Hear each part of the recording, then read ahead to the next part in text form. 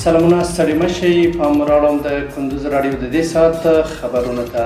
نن شنبه د ثور 12مه نیټه ده چې د 2016 کال د مې له 2مې نیټې سره سمون لري.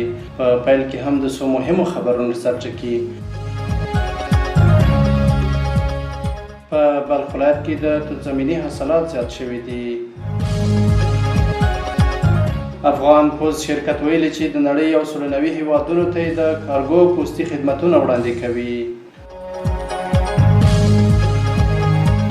په ننګرهار کې 3 ځوانان په اوبو کې د لامبو پر مهال ډوب شوي او خپل ژوند له لاس ورکړی.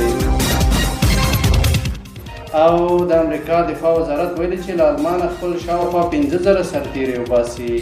اوس هم بشپړ خبرونه. زه عبدالجلیل احساس یم.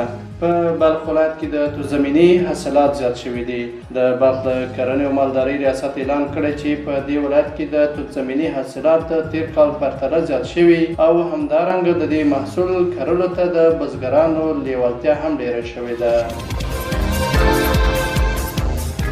افغان پوز شرکت ویلي چې د نړۍ 190 هیوادونو ته د کارګو پوستي خدمتونو وړاندې کوي. د یاد شرکت د انکشافي چارو رئیس ویلي چې د پاسپورتونو تذکره او سیم کارتونو ترڅنګ د بیلابیلو ادارو اسناد ولایتو ته لیږدي. د نوموړي په وینا دوی د توکو د لیږد لپاره د 6 تورو کوډ چمتو کړی چې له مخې ادارې او خلک خپل اړوند اسناد د لیږد رالېږد پر مهال د ګوګل نقشې له لارې څارلی شي. په ننګرهار کې 3 ځوانان په اوبو کې د لامبو پر مهال ډوب شوي او خپل ژوند له لاسه ورکړی. د ننګرهار د امنیې قمندانۍ ویان وایي چې 3 ځوانانو په بیلابیلو پیښو کې په اوبو کې د لامبو پر مهال ډوب شوي او خپل ژوند له لاسه ورکړی دی. سید طیب حماد زیاته کړې چې 2 ځوانان د محمدرې ولسوالۍ کې او یو بل ځوان د دې ولایت د نازیان ولسوالۍ کې مړه شوي دي. او وروستی خبر دا چې د امریکا دفاع وزارت ویلي چې له آلمانه خپل شاوخوا 50,000 سرتیري وباسي.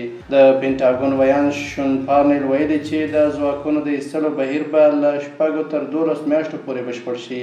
تر دې مخکې د امریکا ولسمشر ډونالډ ټرمپ ویلي و چې په آلمان کې به د امریکا پوځي حضور کم کړي. ټرمپ دا څرګندونې وروسته له هغې وکړې چې نوموړي د آلمان له صدراعظم فریدریش میرتس سره لفظي شخړه وکړه.